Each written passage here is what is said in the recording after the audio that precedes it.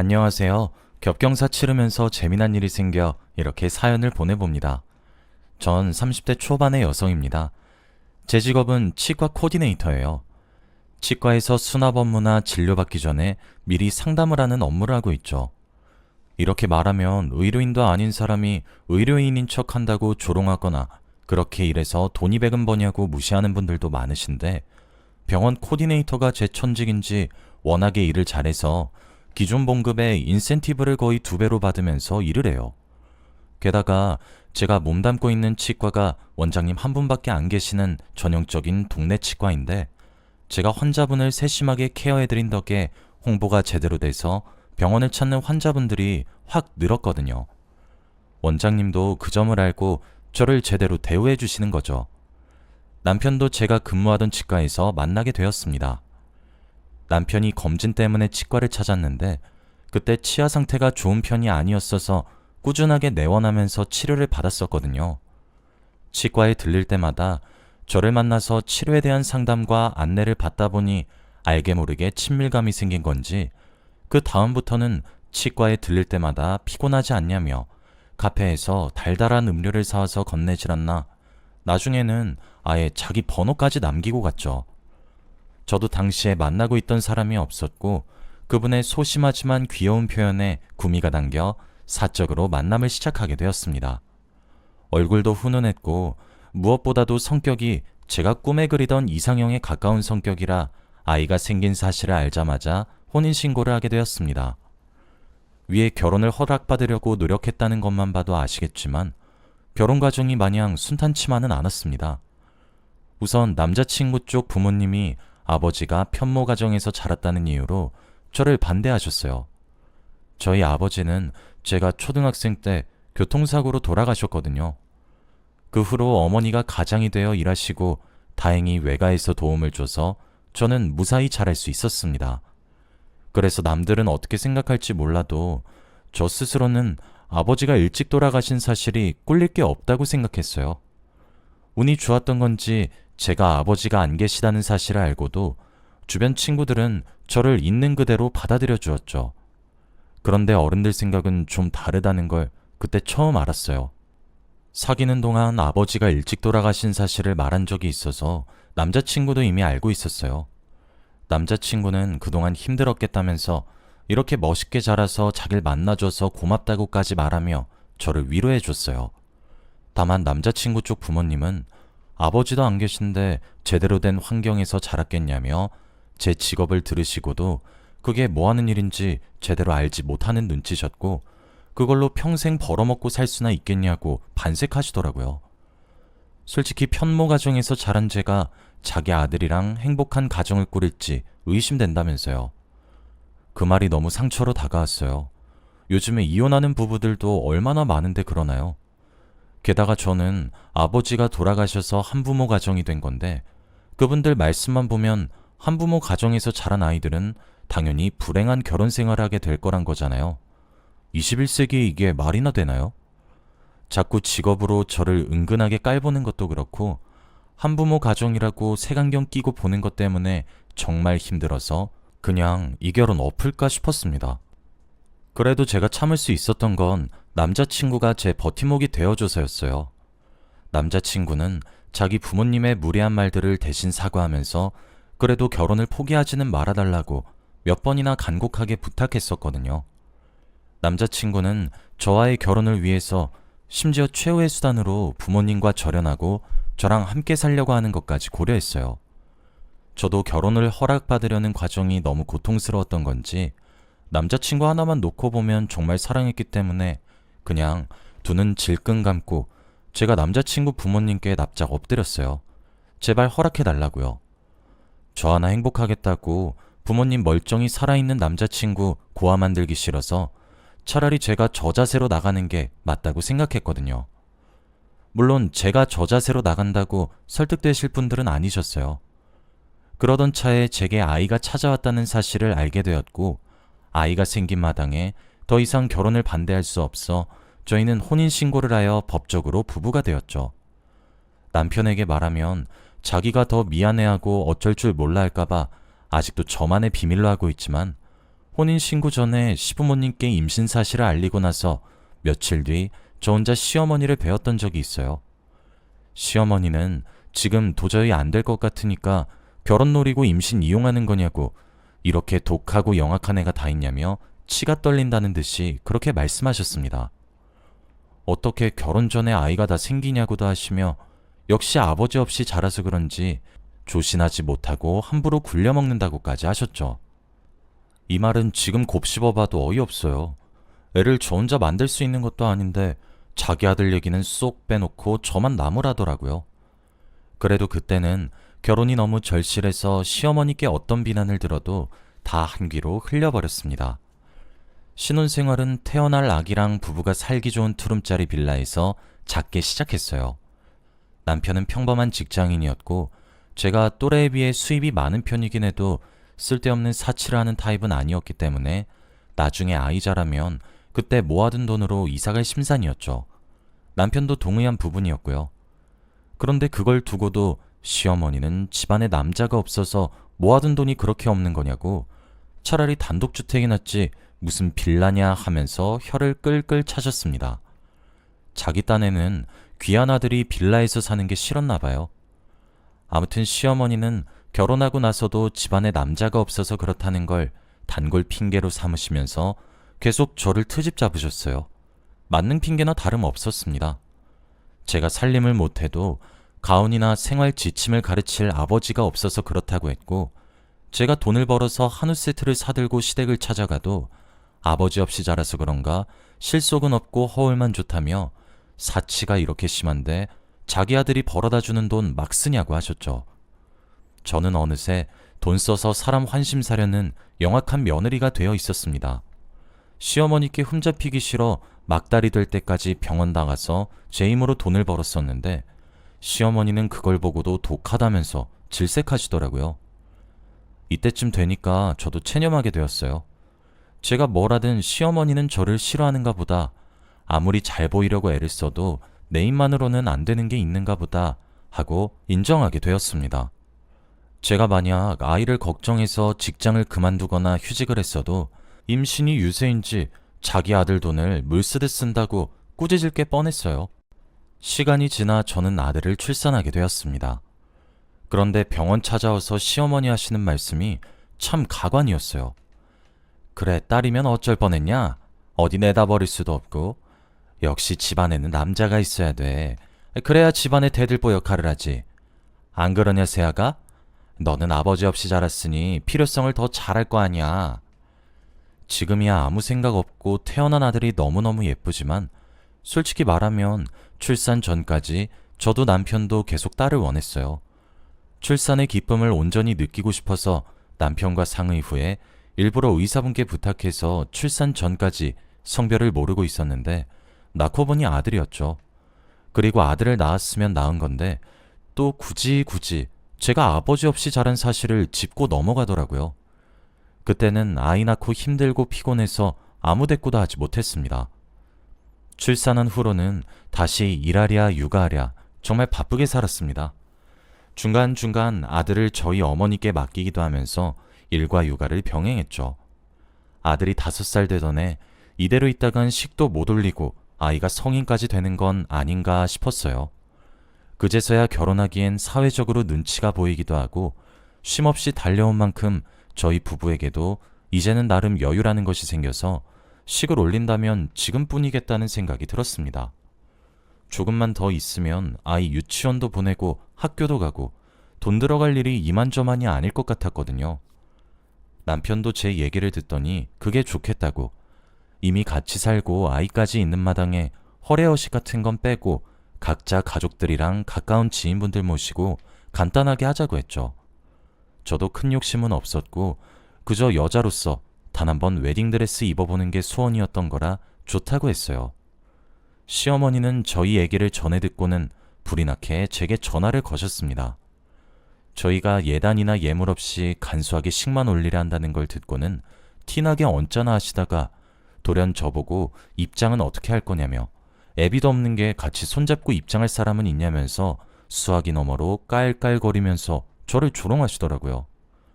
저는 더 듣고 있기 속이 거북해서 급한 일이 생겼다고 말하고는 전화를 그냥 끊었습니다.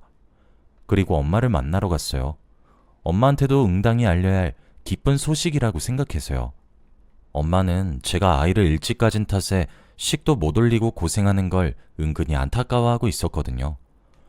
엄마 집에 가서 엄마에게 저희 결혼 소식을 전하려는데 엄마는 자기도 축하받을 일이 생겼다며 소녀처럼 기뻐하셨어요.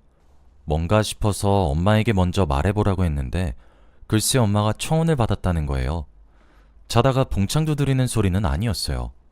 엄마에게는 오래전부터 만남을 이어오던 분이 있었거든요.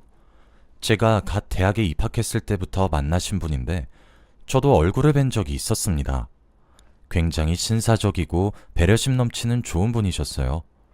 사실 두 분은 제가 학생일 적부터 조금 알고 지낸 사이셨고 그때부터 마음이 없었던 것은 아니지만 저희 엄마는 혹시라도 본인이 연애하는 게 아직 어린 제 마음에 무슨 영향이라도 갈까 싶어 그분과는 친구로 분명하게 선을 긋고 지내셨대요.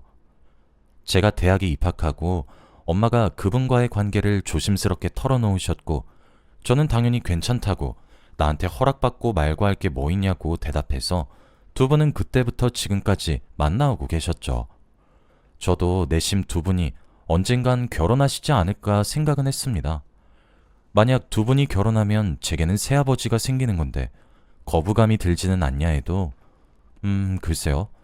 워낙에 오래 잘 만나오고 계신 걸 알고 저도 이제 저보다도 엄마도 엄마 인생에 집중해서 행복해졌으면 하는 바람이라 괜찮을 것 같았습니다.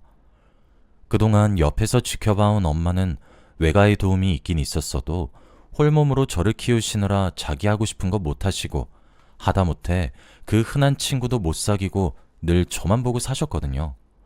그런데 그분을 만난 후로는 좋은 곳에서 밥도 먹고 이야기 나눌 사람도 생겨서 그런지 잘 웃으시고 전보다 훨씬 행복해 보이더라고요. 저도 내색은 안 하고 있었지만 그분께 많이 감사했습니다. 그리고 늘 저를 위해 양보하는 삶을 살아오시고 제가 일로 바쁠 때 손자까지 맡아주신 엄마에게도 말할 수 없이 고마운 마음이 컸죠.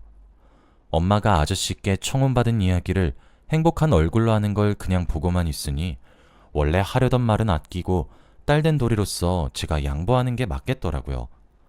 그동안 엄마는 저를 위해 더 많은 걸 양보하셨을 테니까요. 결국 엄마에게 제 결혼식에 대해서는 이야기하지 않았습니다. 남편에게도 지금 말고 나중으로 다시 미루자고 이야기했습니다. 남편도 처음에는 어리둥절하다가 제게 이유를 듣고 나니까 충분히 이해하더라고요. 그런데 문제는 또 시어머니셨어요. 처음에는 제 결혼식 자체를 달갑게 여기지 않으시던 시어머니가 식 올리는 걸 다시 또 미루게 됐다고 이야기하니까 갑자기 돌변하셔서는 이유가 뭐냐고 꼬치꼬치 캐물었습니다. 저는 그냥 당장 하고 있는 일이 바쁘다고 대충 둘러댔는데 남편한테 가서는 더 집요하게 물어봤었나 봐요. 결국 시어머니도 저희 어머니 재혼 사실을 알게 되셨습니다. 또 숨 돌릴 틈도 없이 제게 전화를 거셔서는 그런 이유로 결혼식을 또 미루는 게 말이냐면서 애미 된 사람이 딸 결혼하겠다는데 어떻게 그 자리를 뺏어서 꿰차냐고 자기 좋을 대로 해석해서 저희 어머니를 비난하더라고요. 그게 아니고요, 어머님. 제가 생각하기에도 지금 당장 식 올리기에는 제가 처리해야 할 일이 많아서 시간적인 여유가 안 되겠다고 생각한 거예요. 넘겨짚지 마세요. 타이밍이 이상하게 겹쳤던 거지 저희 어머니가 일부러 그런 거 아니에요. 제가 이렇게 말하면서 옹호하니까 시어머니는 또 넘겨짚지 말라는 사소한 표현에 심기가 건드려진 건지 불같이 화를 내면서 시애미한테 말버릇이 그게 뭐냐면서 더 하다가는 아주 시애미 입을 막아버리겠다면서 과장하시더군요. 워낙에 말이 안 통하시는 분이니 일단은 죄송하다고 연거푸 달래면서 전화를 끊었습니다. 다음날 상견례라긴 뭐하지만 그래도 가족 될 사람이니까 기념으로 밥 한번 먹자고 해서 아저씨랑 엄마랑 저랑 남편이랑 레스토랑에서 만났습니다. 사실 엄마랑 오래 만나오시며 아저씨는 저랑도 자주 봤었기 때문에 어색하진 않았어요. 두 분을 축하드리는 차원에서 미리 준비한 선물을 전해드리고 맛있는 식사도 했죠. 여기까지는 좋았습니다. 중간에 잠시 아저씨가 화장실 간 사이에 일이 벌어졌어요. 입구 쪽에서 귀가 찢어져라 큰 소리를 치면서 누군가 뛰어오더라고요. 목소리의 주인은 시어머니셨습니다. 어떻게 알고 온 건가 했는데 알고 보니 오늘 집에 좀 들으려고 했는데 남편이 장모님이랑 약속 있다고 거절한 걸 듣고는 여기까지 찾아온 거였어요. 저희 셋 다 깜짝 놀라서 얼어있는데 시어머님만 당당하게 저희 어머니 면전에 대고 고래고래 소리를 지르시더라고요. 아니 사돈, 듣자니 무슨 이런 경우가 다 있나요? 내가 참으려고 해도 도저히 그냥은 안 넘어가져서 이렇게 찾아왔습니다. 결혼을 해도 당연히 애들 결혼이 먼저지. 어떻게 청혼받았다고 홀라당 자기가 먼저 결혼할 생각을 하나요? 사돈이 그렇게 안 생겨서는 남자 없이는 못 사는 타입인가? 그동안은 좀 쓰셔서 어떻게 혼자 살았대요? 그리고 만나는 건 그렇다 치고 어떻게 그 나이에 또 결혼할 생각까지 야무지게 품으셨대요. 주변에서 주책이라고 안 하답니까? 설령 안 그랬다 하더라도 본인이 주책이란 생각은 안 해봤어요. 쉴 틈 없이 폭언을 퍼부으시는 시어머님 때문에 저희 어머니는 사색이 되어 지금 자기가 뭘 듣고 있는 거냐며 모욕감과 분노로 손을 부들부들 떠시더라고요. 남편도 미친 거 아니냐며 왜 이러냐고 자기 엄마를 말렸지만 시어머니는 브레이크가 고장난 것처럼 구셨습니다. 그때였습니다. 반대편에서 아저씨가 달려오시면서 아까부터 다 들었다고 지금 뭐 하는 거냐고 시어머니를 막았었어요. 누구든지 자기 앞길 막는 건 다 박살낼 기세로 굴던 시어머니가 갑자기 넋이라도 놓은 것처럼 놀란 표정을 짓더라고요. 그러고는 아저씨 재킷을 붙잡고 자기 기억 안 나냐면서 어떻게 아시는 건지 아저씨 이름을 부르시는 거예요. 아저씨는 깜짝 놀라서 누구냐고 혹시 자기라냐고 되물었습니다. 그랬더니 시어머니가 어떻게 자기를 까먹을 수 있냐며 소리치더군요. 자기가 편지도 자주 보내고 집까지 자주 찾아갔었는데 어떻게 모를 수가 있냐면서요. 아저씨는 심각한 표정으로 잠시 생각에 잠긴 듯 하더니 이내 설마 하는 표정으로 시어머니 이름을 부르는 거예요. 가만히 지켜보던 저랑 엄마 그리고 남편은 정황상 두 분이 젊었을 적에 연인 관계였나 짐작하고 있었습니다. 그런데 그런 게 아니었어요. 아저씨는 소름 끼친다는 표정으로 시어머니를 멀리 떼내고는 그게 당신이었냐면서 노려보더라고요. 대체 무슨 일이 있었던 거였냐 하니 아저씨는 어이없다는 표정으로 자기한테 있었던 일을 털어놓았습니다. 아저씨가 대학생 때 갑자기 누군지 모르는 사람으로부터 편지가 자주 오기 시작했대요. 근데 그 내용이 갈수록 이상해졌대요. 처음에는 단순한 고백 편지나 러브레터 같은 거라 대수롭지 않게 여겼는데 자기 여동생이랑 슈퍼에 다녀온 다음날 온 편지에는 그 여자는 누군데 같이 다니면서 자기만 보라고 하는 둥, 버스에서 다른 여자한테 함부로 웃어주지 말라고 하는 둥, 누가 봐도 자기 일거수일투족을 지켜보고 있다는 느낌이 드는 편지들이 왔다고 하는 겁니다. 게다가 그 강도랑 빈도가 점점 심해져서 하루는 아저씨가 집에 혼자 있었는데 또 어떻게 알고는 현관문을 두드리기도 하고 그 앞에 가만히 서 있기도 했다고요. 대놓고 뭐 하는 짓이냐고 하기엔 무슨 일이 벌어질지 몰라 무서워 차마 말하지 못하고 그냥 참았다고 해요. 그러다 얼마 안 있어 다른 지역으로 집을 이사하게 되면서 그 스토커는 자연스럽게 잊혀졌다고 하더라고요.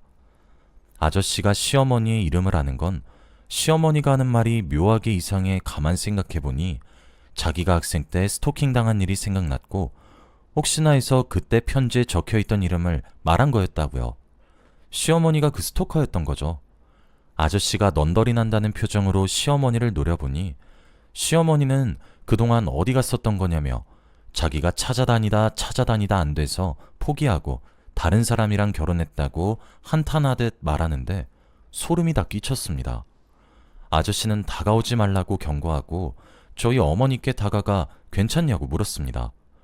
그 모습을 본 시어머니는 갑자기 고성을 지르더니 자기는 한 번도 아저씨를 잊었던 적이 없는데 어떻게 자기 말고 다른 여자를 만날 생각을 다 하냐며 용서 못한다고 정신이 나간 사람처럼 달려들어 저희 어머니 얼굴을 마구 핥히더군요. 모두가 당황해 시어머니를 떼어놓으려 애썼고 그 사이에 제가 경찰에 전화했습니다. 결국 경찰이 와서 상황이 진정되었어요. 사건 정황을 들은 경찰이 확실한 조치는 나중에 취해지겠지만 얘기 듣기로는 접근금지 처분까지 가능할 수 있겠다고 하시더군요. 자기 엄마가 피운 난동을 남편이 대신 사과했습니다. 미리 얘기 들은 대로 시어머니는 저희 어머니와 아저씨에게 접근금지 명령이 떨어졌어요. 시아버지와는 원래도 충돌이 잦으셨는데 이 일이 있고부터는 시아버지께서 진지하게 이혼을 고려하고 계신 것 같더라고요. 그동안 저희 어머니와 아저씨는 무사히 결혼식을 올렸습니다. 괜히 벅차올라서 주책맞게 울었어요. 엄마도 식장에서 저더러 양보해줘서 고맙다고 몇 번이나 울더라고요. 중간에 불미스러운 일이 있었지만 두 분이 이제 공식적인 부부로서 행복하게 사셨으면 합니다. 그 후로 시어머니와 교류를 하고 있지도 않습니다. 남편은 의무적인 전화만 몇 번 하는 것 같은데 아직 자기 엄마가 한때 스토커였다는 거나 정신 나간 사람처럼 달려든 일이 뇌리를 떠나지 않고 있나 봐요. 엄마랑 새아버지도 결혼했겠다. 저희도 슬슬 결혼 준비를 해야 하는데 고민이 이만저만이 아닙니다. 시어머니께서 그렇게 연보래던 아빠가 생겼는데 막상 제가 아빠 손잡고 신부 입장하는 건 직접 못 보시게 생겼어요. 여전히 접근금지 처분이 내려져 저희 결혼식에도 참석 못 하실 것 같아서요. 그래도 가족인데 이렇게 되는 게 썩 반갑지는 않지만 사실 그동안 시어머니한테 트집 잡힌 것들 생각하면 비밀이지만 한편으로는 속이 시원하기도 해요. 제 이야기는 여기까지입니다. 가만 보면 인생은 굴곡 없이 평탄하게 사는 게 최고인 것 같아요. 그래서 평범하게 사는 게 제일 어려운 일인지도 모르겠습니다. 여러분은 부디 평범한 행복을 누리시길 바래요.